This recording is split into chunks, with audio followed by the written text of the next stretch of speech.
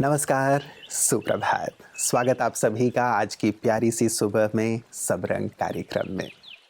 मित्रों, बहुत ही महत्वपूर्ण होता है कि हम सारे दिन क्या सुन रहे हैं, किस प्रकार की इन्फॉर्मेशन अपने अंदर डाल रहे हैं। वही बातें हमारे जीवन को प्रभावित करता है, हमारे चिंतन को प्रभावित करता है और साथ ही जीवन बीतता ही उसी चीज़ में है। एक व्यक्ति सुकरात के पास पहुंचा और उसने कहा कि मैं आपसे कुछ बात करना चाहता हूँ, कुछ सुनाना चाहता हूँ। सुकरात जी ने कहा, पहले ये बताओ कि क्या ये बात तुम्हें सुनानी ज़रूरी है और मुझे सुननी ज़रूरी है? क्या इसकी आवश्यकता है? उसने कहा, नहीं, आवश्यकता तो नहीं है। फिर उन्होंने कहा कि क्या ये मुझसे कनेक्टेड है, मुझसे जुड़ी हुई बात है? बोला, नहीं, ये आपसे जुड़ी हुई बात नहीं है। तीसरी बात उन्होंने कही, क्या ये सुनकर मुझे कुछ लाभ होने वाला है? उसने कहा, नहीं, ऐसा कुछ नहीं है, आपको कोई लाभ शायद इससे नहीं होने वाला है। तो उन्होंने कहा कि जो ज़रूरी भी नहीं है, मुझसे कनेक्टेड भी नहीं है और साथ ही मुझे कोई लाभ भी नहीं होने वाला है, तो ऐसी बात तो मुझे क्यों सुनाना चाहते हो? इससे तुम्हें फ़ायदा नहीं होगा और ना ही मुझे फ़ायदा होगा। मित्रों, कई बार हम अनावश्यक इन्फॉर्मेशंस अपने अंदर भरते रहते हैं जिनका कोई लेना देना हमसे नहीं होता, बस हमारी समय, संकल्प, ऊर्जा को नष्ट करता है, हमें हमारे ही लक्ष्य से दूर करता है। इसलिए बहुत महत्वपूर्ण हो जाता है कि हम अपने जीवन में चयन करें अच्छी चीज़ों का, जो हमें सुख, शांति, सफलता और समृद्धि की ओर लिए चले। ऐसा ही है कुछ आज का सुंदर सुवाक्य।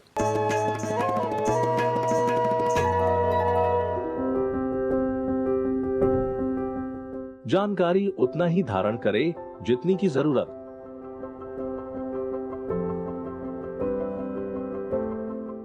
इंसान का चारित्रिक गुण है जिज्ञासा, खोज और तलाश। यह उत्सुकता उसको व्याकुल बना देती है और वो जानकारी के लिए अनगिनत साधनों की मदद से उसकी इत्तला करने लग पड़ता है। पर पर्याप्त कभी कभी अति की मात्रा भी ले लेता है। जहाँ नियंत्रण नहीं होता, वहाँ संपदा रूपी चेतना भी खुद के लिए जैसे आपदा का रूप धारण कर लेती है। तब डर, असुरक्षा जैसी भावनाओं का अति प्रवाह शुरू होता है। टेलीविजन, इंटरनेट या विज्ञान के ऐसे कई साधन हमारी आंखों के सामने से अंधकार के बादलों को हटाने के लिए बनाए गए हैं, उसे और धुंधला या और प्रदूषित करने के लिए नहीं। गलत या अनुचित सूचना रूपी ऐसी जानकारी ना धारण करे जो अपने मन और बुद्धि को प्रदूषित करे।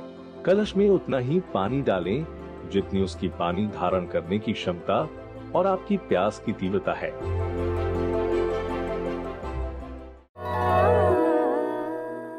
मित्रों, अनावश्यक चीज़ चाहे मन में जाए या तन में जाए, वो रोग ही पैदा करती है।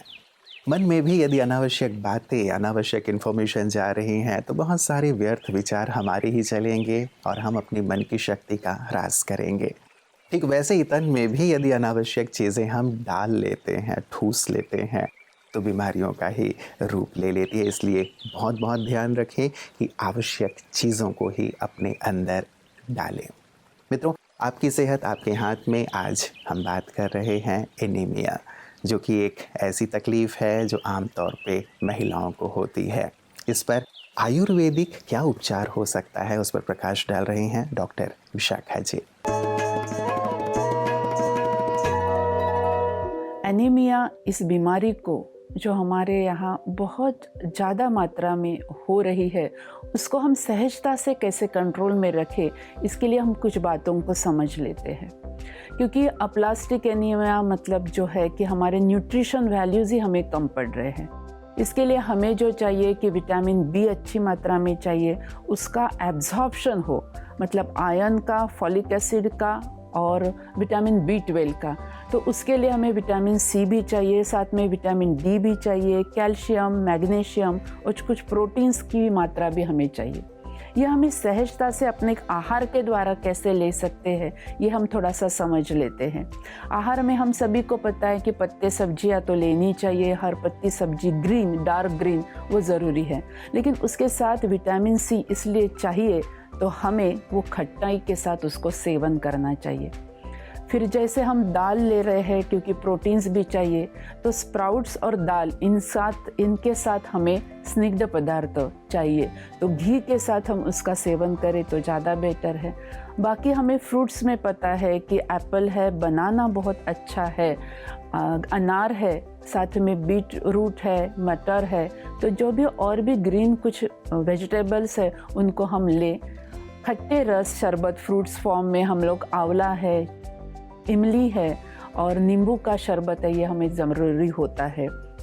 साथ में हम विहार में जो चीज़ें ले तो ये है कि एक प्रेमपूर्ण व्यवहार जो है वो काफ़ी इन सारी चीज़ों को सेटिस्फाइड करने में, हमारा खाना हजम करने में मदद करता है। नींद तो अच्छी ज़रूरी होती है हमारी। थोड़ा सा जो व्यायाम है कि कुछ योगासन है, प्राणायाम है, तो उसमें नाड़ी शोधन प्राणायाम और शीतली प्राणायाम हमें हेल्प कर सकता है।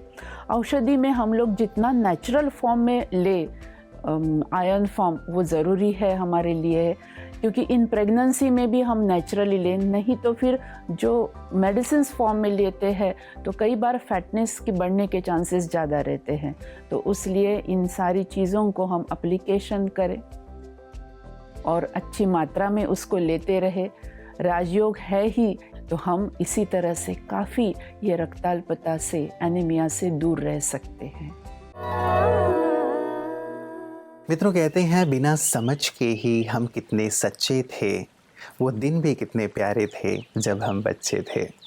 हम सब अपने बचपन को याद करके कितने प्रफुल्लित होते हैं, आनंदित होते हैं कि उस बचपन में कितनी सच्चाई थी, कितनी सफाई थी, कितना सभी के लिए अपनापन था। ना जाति, ना भाषा, ना धर्म की दीवारें थीं, बस चारों ओर प्यार ही प्यार था, अपनत्व ही अपनत्व था। सचमुच बचपन से बहुत कुछ सीखा जा सकता है कि हम अपनी उन्हीं सुंदर बातों को जो हमारे जीवन में बचपन में थी, हम जीवन में ले कर के चलें तो संसार में कितनी खुशहाली और कितना आनंद होगा। बचपन की बहुत सारी बातें, बहुत सारी विशेषताएं, बहुत सारी खूबियां होती हैं और उन्हीं बातों को लेकर आज हमारे बीच पुनः हैं कवि मनोज खुशनुमा जी। आप सभी को मनोज खुशनुमा का पुनः नमस्कार, ओम शांति। स्वयं को एक बच्चे जैसा सरल बनाने का संदेश देती हुई प्रस्तुत है बच्चों की विशेषताओं की ये लघु रचना बच्चे। बचपन की याद दिलाते हैं बच्चे, खुशियों से जीवन सजाते हैं बच्चे। बचपन की याद दिलाते हैं बच्चे, खुशियों से जीवन सजाते हैं बच्चे। जादू सा दिल पे लगाते हैं बच्चे, चेहरों पे मुस्कान लाते हैं बच्चे। दूरियां दिलों की घटाते हैं बच्चे, रूठों को जल्दी मनाते हैं बच्चे। मीठी मीठी बातें सुनाते हैं बच्चे, उदासी दिलों की भगाते हैं बच्चे। तनाव को पल में भुलाते हैं बच्चे, मंद मंद जब मुस्कुराते हैं बच्चे। सभी के दिलों को लुभाते हैं बच्चे, पंछी सा जब चहचहाते हैं बच्चे। बातें दिलों की बताते हैं बच्चे, खुद भी कभी रूठ जाते हैं बच्चे। जिद पे कभी जो ये आते हैं बच्चे, असंभव को संभव बनाते हैं बच्चे। अधरों की मीठी मुस्कान है बच्चे, उमंगों की ऊंची उड़ान है बच्चे। मिटा देते सारी थकान है बच्चे, खुद में ही सारा जहान है बच्चे। सुबह की शुद्ध हवा है बच्चे, दिलों की नेक दुआ है बच्चे। कई मर्जों की एक दवा है बच्चे, हर पल में खुशनुमा है बच्चे। आज में छिपे हैं वो शूरवीर बच्चे, कल होंगे देश की जो तकदीर बच्चे। करेंगे नई नई तदबीर बच्चे, उज्जवल भविष्य की हैं तस्वीर बच्चे। उज्जवल भविष्य की हैं तस्वीर बच्चे। धन्यवाद, नमस्कार। मित्रों, ब्रह्मा कुमारीज विद्यालय में परमात्मा के एक बहुत सुंदर महावाक्य को मैंने पढ़ा, जो हमारे बचपन से जुड़ी हुई बात है। उसी के संदर्भ में ये बात थी। लिखा था कि बच्चे बन जाओ तो बच जाओगे, बच्चे बन जाओ तो सभी समस्याओं से बच जाओगे। अब बहुत ही सुंदर सी बात है मित्रों, यदि हम परमात्मा पिता के बच्चे स्वयं को मानकर चलते हैं, उनकी शरण ले लेते हैं, तो सभी प्रकार की समस्याओं से हम बच जाते हैं। और यही सुंदर प्रेरणा, यही सुंदर शिक्षा ब्रह्मा कुमारियाँ जन जन को दे रही हैं कि यदि परमात्मा की शरण में आ गए, उनकी गोद के बच्चे बन गए, उनके साथ रहने लगे, तो सचमुच जीवन में किसी प्रकार की कोई तकलीफ नहीं होगी। आइए देखते हैं इनकी सुंदर सेवाओं को इस न्यूज़ हाइलाइट्स में। आगरा म्यूजियम में 8वीं अंतर्राष्ट्रीय योग दिवस के उपलक्ष्य में योग गुरु सम्मान एवं प्रशस्ति पत्र वितरण समारोह आयोजन हुआ, जिसमें मुख्य अतिथि के रूप में आगरा महापौर Naveen Kumar Jain, STMG doctor JK Rana, जिला होम्योपैथ चिकित्सक अधिकारी डॉक्टर प्रभात कुमार कुलश्रेष्ठ उपस्थित रहे। साथ ही Agra sports wing coordinator Brahma Kumari Sangeeta बहन, sports wing member BK Geeta बहन, म्यूजियम इंचार्ज BK मधु बहन तथा अन्य सहयोगी संस्थाओं को जिला प्रशासन एवं आयुष विभाग के द्वारा मेयर श्री नवीन कुमार जैन जी, STM ने प्रशस्ति पत्र तथा स्मृति चिन्ह से सम्मानित किया। BK मधु बहन ने कहा कि 21 जून उसी दिन का ही नहीं बल्कि हर दिन मानना चाहिए। आज योग की आवश्यकता हर वर्ग के इंसान को है। ये भारत का प्राचीन राजयोग स्वयं परमपिता परमात्मा से योग लगाने से हम अपनी आत्मिक शक्ति को जागृत कर सकते हैं। मित्रों, एक नन्ही सी बच्ची हवाई जहाज में सफ़र कर रहे थे। सीट पे बैठी थी, उसके अगल बगल और लोग आकर बैठे। देखा कि ये तो अकेली ही बैठी हुई है, लेकिन किसी ने कुछ पूछा नहीं। अचानक जब हवाई जहाज आकाश में था, एक बहुत ज़ोर का तूफ़ान बादल के रूप में उसके सम्मुख आया और बहुत तेज़ी से वो जो विमान है हिलने लगा। चारों तरफ अफरा तफरी मच गई, लेकिन वो बच्ची बहुत ही शांति से बैठी हुई थी और अपने खिलौने से खेल रहे थे। बगल वालों को आश्चर्य हो रहा था कि सभी हाय तौबा कर रहे हैं और बच्ची कैसे शांति से बैठी है।